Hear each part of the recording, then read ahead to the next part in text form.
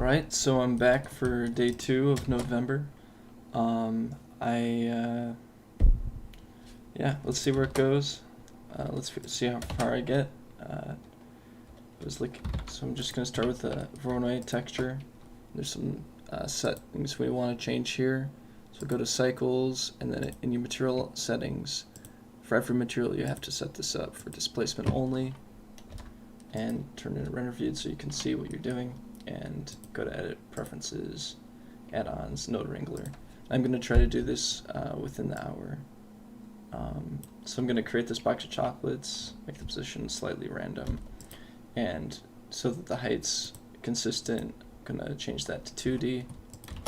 And I'm going to be working again with a plane, which is kind of limited. I noticed a lot of people online are using spheres and stuff, which is cool because then you can get more, you have more geometry to work with. But I'm just trying to create like quick setups, so I'm just gonna try and keep it simple with one type of offset. The first thing I want to do is create this wrapper pattern, and so to do that, I'm going to use a gradient texture and go to radial. So if I plug this in UV,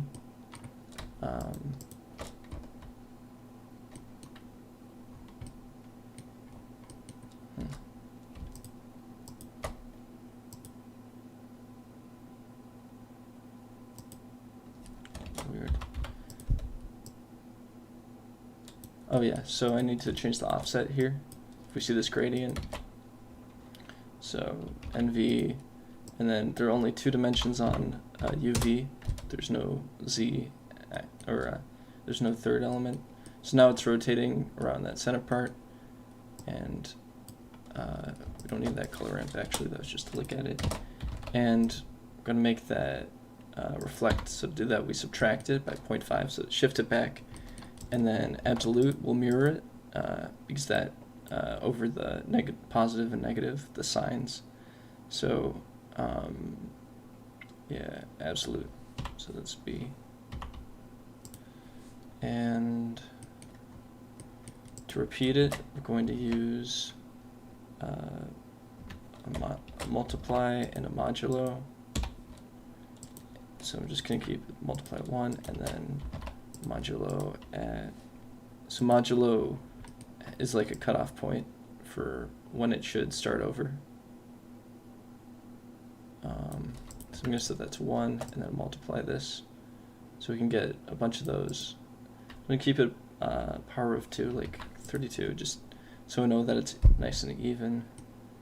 So that's a pattern, and we want that to repeat for a bunch of different chocolates, and you can use Voronoi as a scatter node. And so if I use the math node, we have this position output. If we subtract it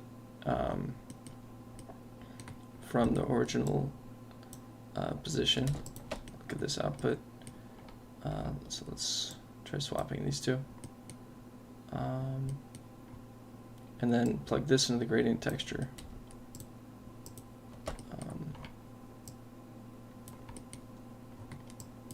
Alright, time to debug.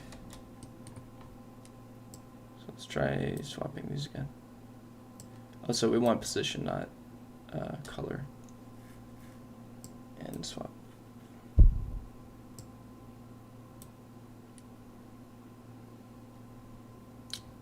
Okay, so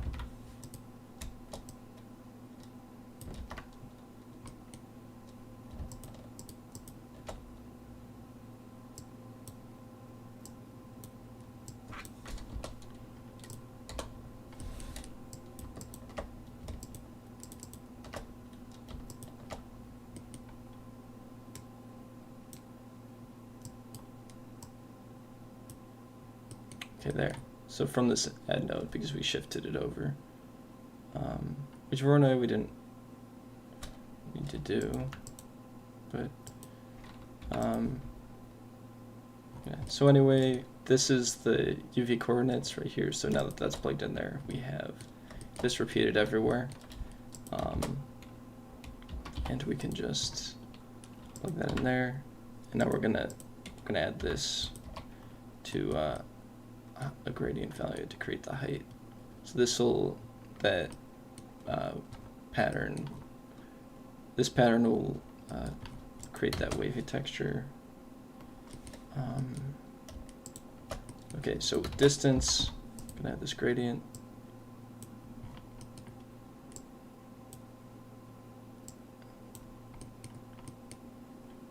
And then there.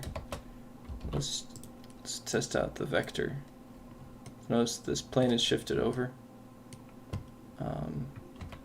So we can see where it is and where it's shifted. If I plug this into height and I change the mid-level to 0, come off the bottom. We don't have geometry to work with, so I'm going to subdivide this. Let's go Control 5, go to Object Mode, Control 5. So now we have more geometry to work with, but I'm going to make that simple so it doesn't smooth out. Like camera call smooths out the geometry. And you can turn down the scale, but I'm just going to put a multiply node, which is the same thing as adjusting the scale, just in a different place. And if you want to adjust the intensity of different things, you can adjust that.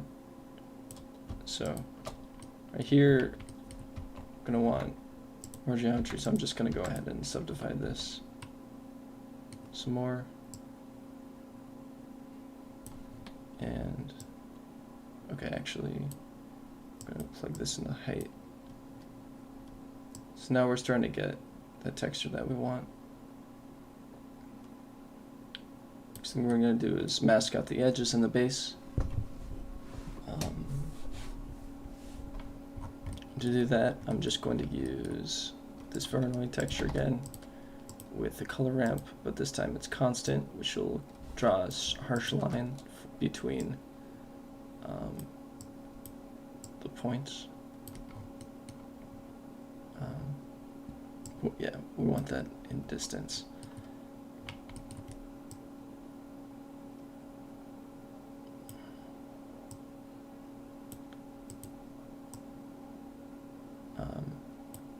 So we want everything white to go to the bottom. I'm going to turn down this randomness so that it's more, because if we look at this, it's slightly random, but mostly follows a grid pattern, so that's handy.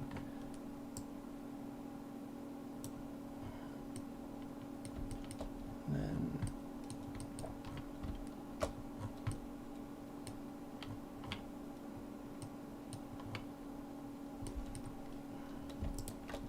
so if we look at this, we can put that in a color node, and then this will be the fac,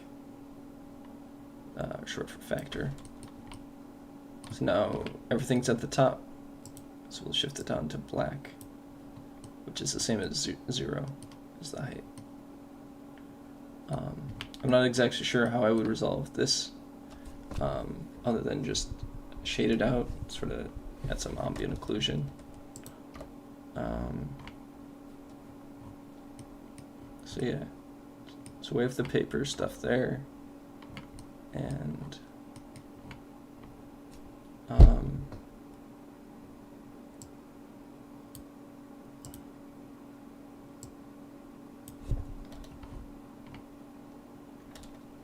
so I'm going to change this into a greater than node, because then we can actually modify that more.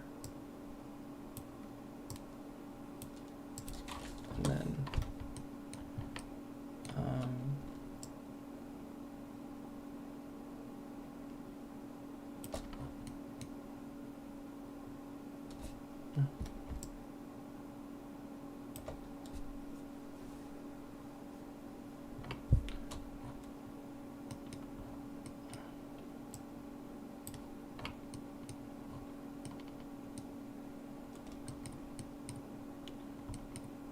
and then we'll use another greater than node to mask in the center part. So that'll be a placeholder. Plug this in. So we'll target the center.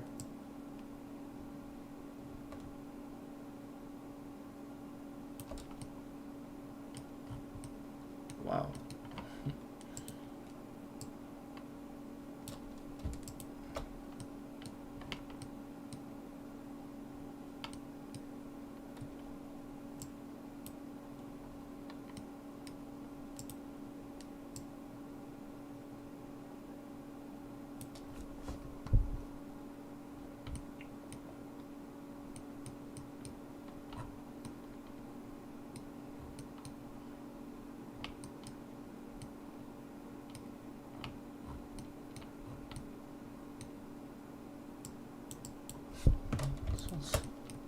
Sample that and just shift click. There's an extra node there so we can reach it. And so there you have the front-end textures going into that lower part.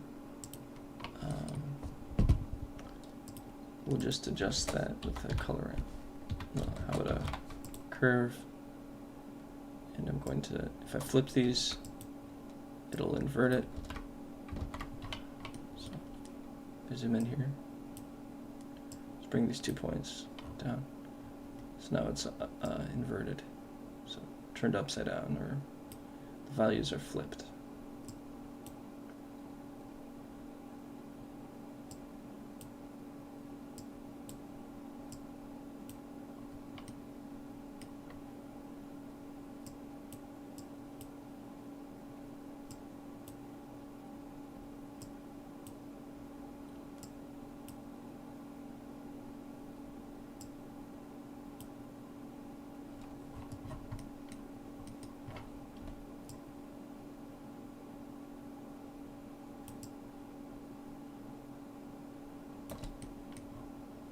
Now we have the height of each of these, and I can shift that down. Either add or subtract, doesn't matter. Add a negative, bring it down, and yeah.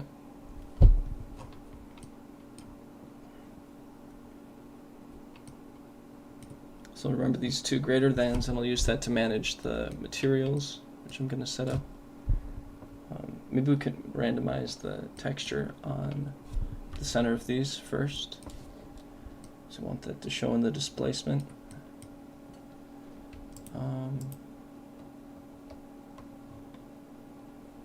So if you look at this, it's kind of just a dollop on the top with sprinkles. So what we can do is make another separate section on that, based on that. So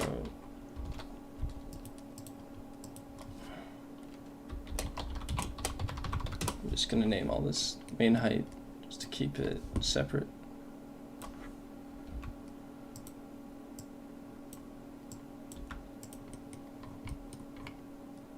And then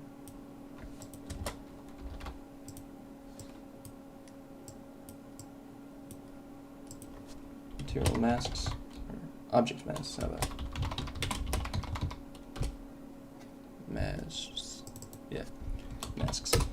So, yeah. And then we can create some different materials. So, I'm gonna open a magic texture.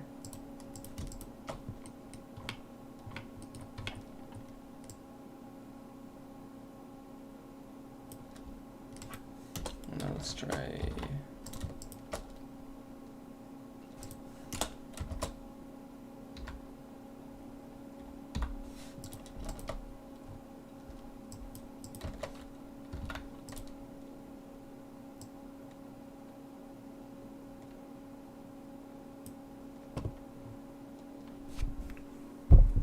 Grave and a wave.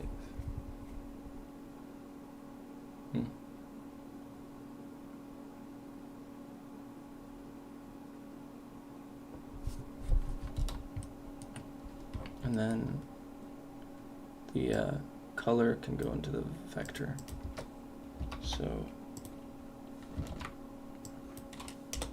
if I were to do a vector right there and plug that into the UV, we have a different thing for each section, and we can just plug that, we can add that at the end of one of these masks. So I believe this is the area for the chocolate drop, so I can add it on top of this.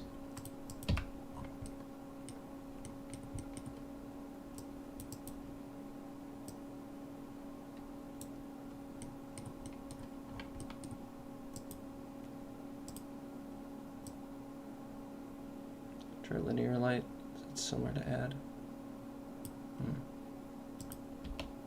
So linear light is just add minus 0.5. Yeah, so there we have a pretty good height with these chocolates. Now for the materials, so yeah, so base color, roughness, kind of low. So this is going to be the chocolate.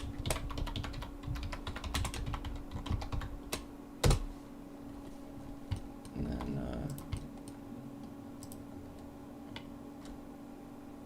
it's not really much of a subsurface. There's some like variations, like even though it's thought of as smooth, there are little tiny bumps on it. Variations in roughness. So I don't know, maybe we could just increase the roughness on this. Yeah, so just kind of use that as a generic base for that. And then these values will associate the same as those. So the value right here is the same as like that roughness value.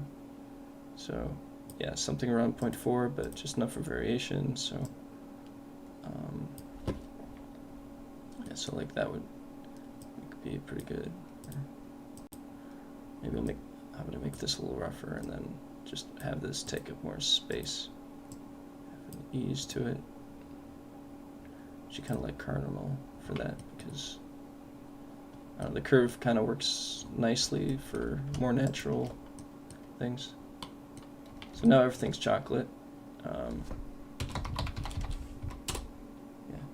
call it a chocolate sculpture, and then I'll call it, just say it's a day. But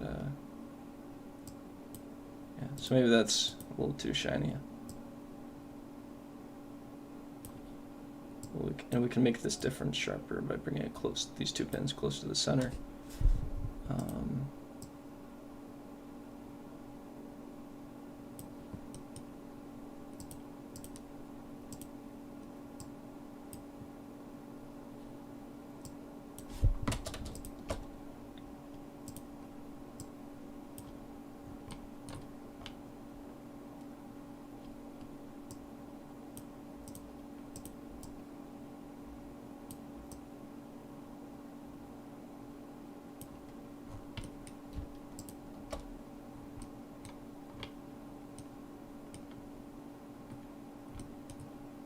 Yeah, and then we'll use this mask, because we remember these two.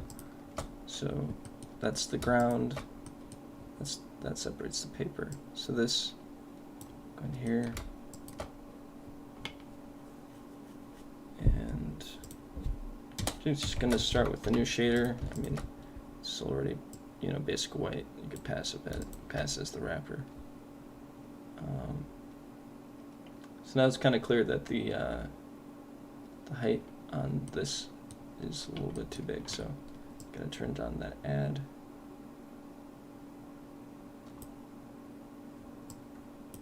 Okay, that doesn't do what I think it does it? Let's look at these inputs. So this is the, so we want to swap these two.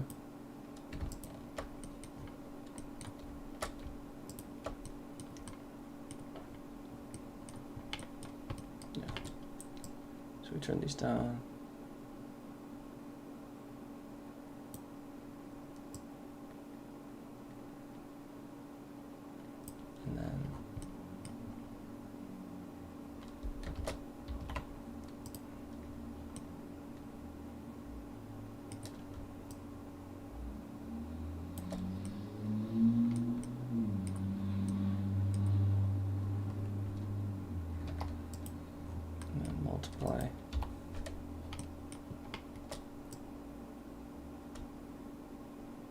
to adjust that slope.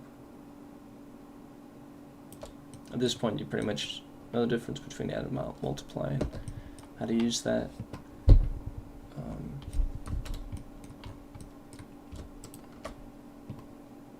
So that's looking better. Of course, this part would taper in. Honestly, yeah, so I don't know how to do that, but we can use so if I use this position, any of these, it doesn't work. Oh, hey DSO Dragus.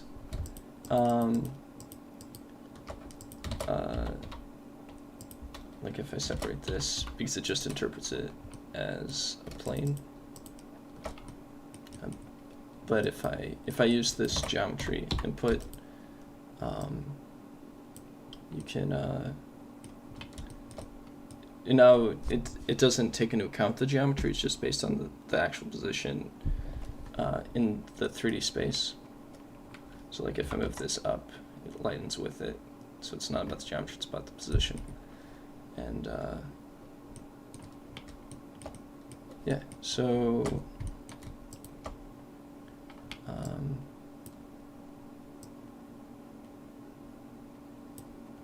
can make that rough. Yeah, I'll keep it white, I guess. Yeah, it is kind of surprising. Like, this is just a flat plane. There's a lot of tricks and yeah. I really have to do a lot, know a lot to do a lot. Like, I think having displacement adds a lot of effects.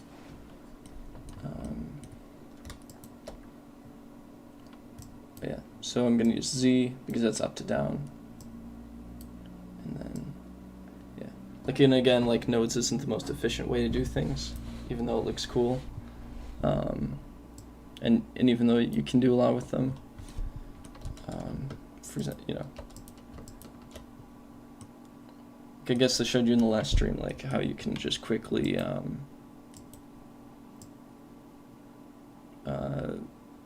like just sculpt things out or paint them, and then you know, and sometimes that's better. So yeah, just that, you know, it's pretty much the chocolates. Maybe it'd look better if I just made this like dark, like a Reese's peanut butter cups, and I've seen other ones like that. But yeah. Let me check how long this stream's been going for.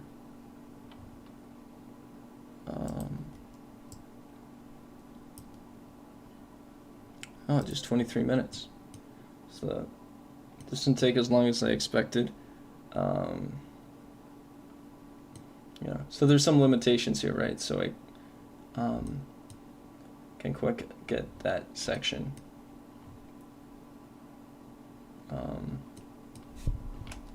And then also, yeah, it's like you have to have a lot of geometry in order to split these out. So, and it's kind of limited by that. So if you have curves, that shows up there.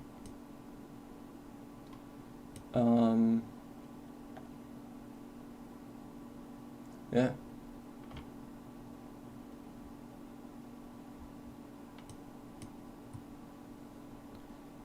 And if you want, it'll look a lot better if I add an environment texture.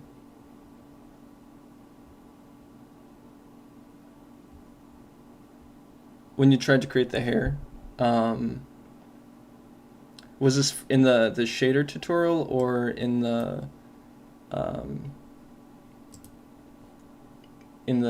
particle node, the particle tutorial?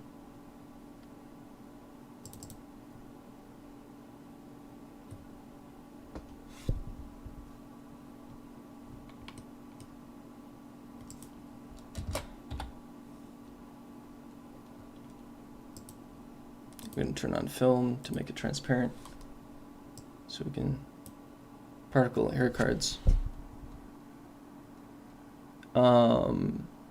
Yeah. So it's hard to know exactly which section when you add bump yeah, so there was, because there was the video on the texturing,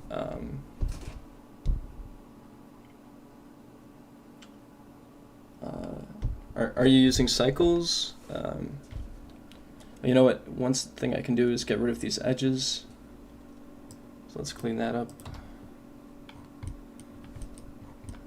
So I have this separated. And then just take off the edges.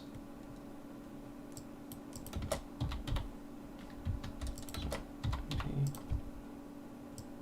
Position.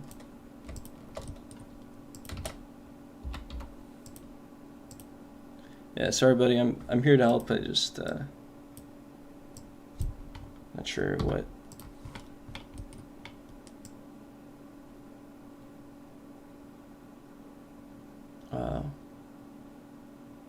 We need help with there.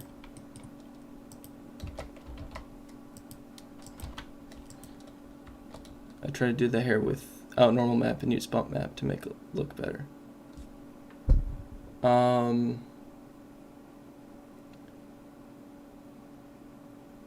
Yeah, think about using, if you're using like a color map, there isn't a way, like the thing I discussed in the video is that there isn't like a very good way to create hair textures in Blender, because so here, if I look at this, you know, if I could create hair particles here, this, you don't want a gradient around the edge. So notice there's from here to this side per strand, like that's really noisy and it doesn't add much to your render.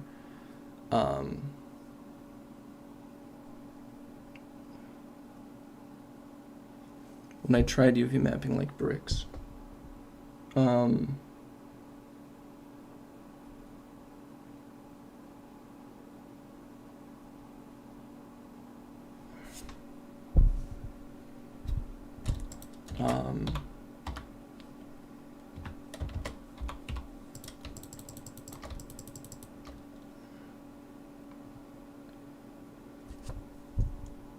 so what do you mean by bricks?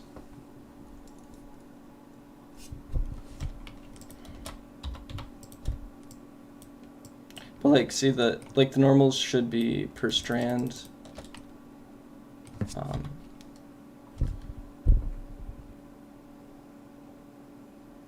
It might be, make sure you're using non-color data in your image texture. So if you have an image texture down here, it should be non-color data.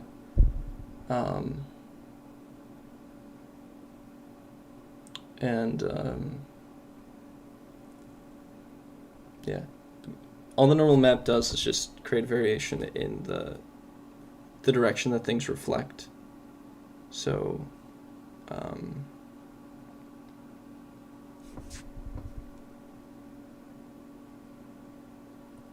yeah, if you could elaborate on what you mean by UV mapping like bricks, that'd be helpful.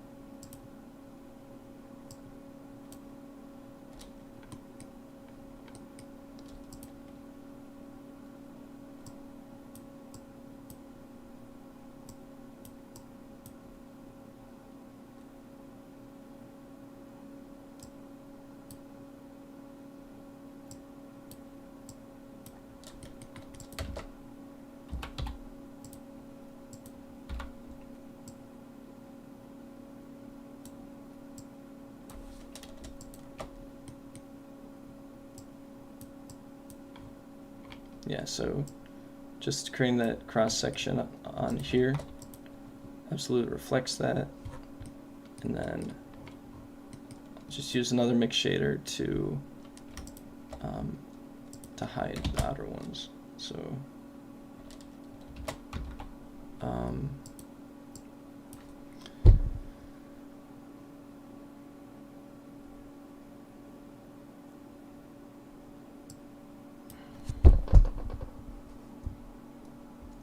Gandalf modeling. So I tried to do that here without normal maps.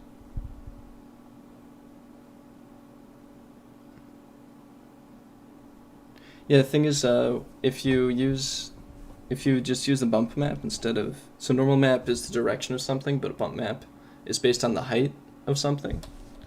And like you could theoretically just take any image and then it will take, so like, let's use this random,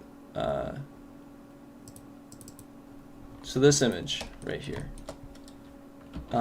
Maybe this is something I could cover in a future tutorial as well, but if I just plug the bump into this, like to get the ground detail, it's not going to work because the darker parts are the deeper parts and the lighter parts. And that's why I go through that whole procedural thing in my video, where sure, like you get this impression of extra detail here. If you like compare Grant Abbott's video on texturing skin to mine, like he likes to just use photos and put that on it, and that's a great like quick way of getting things that look photoreal at a distance. But when you get up close to things, all these material qualities like roughness and subsurface scattering start to matter more. So like, you know, for you know, even yeah, and it's, so maybe I can change to EV so it's easier to see. It's a little bit grainy here, but so this is the issue with, if you have hair, it's gonna look like this if you just take an image or like the base color image of your hair. Do you think that's the issue you're having?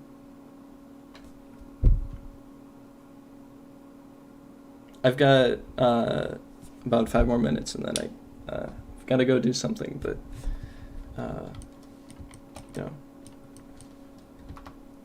trying to do what I can to help. So, you know, I appreciate you coming on and asking. Yeah, so the workflow in my video is supposed to distinguish it from that. Yeah, because that's like a huge misconception in a lot of tutorials, and like, and that, you know, a lot of artists are self-taught, including myself, and there's nothing wrong with being self-taught, but then there are some gaps, and so like it's a misconception that bump adds extra detail. Just think about, as an artist, like what will create the best effects.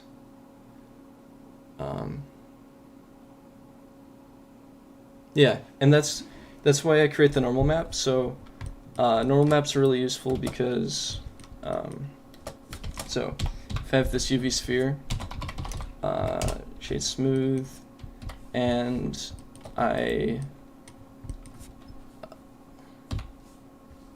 yeah, and sometimes fastest just isn't the best, and sometimes doing it like the correct way will save you time in the long run. Yeah,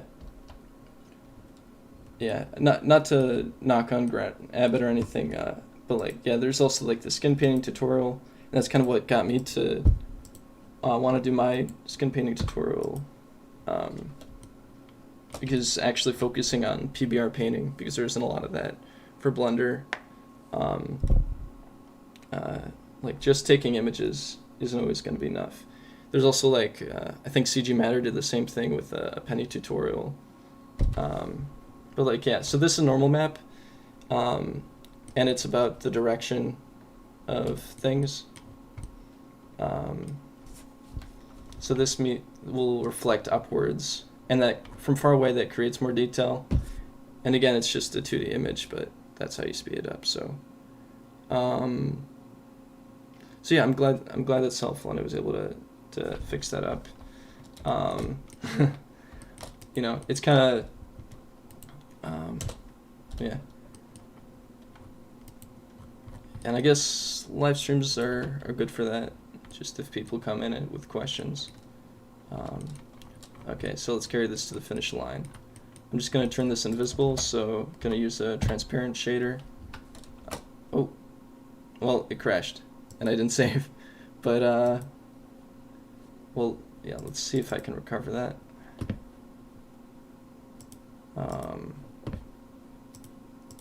Recover, autosave, date, quit, 1550.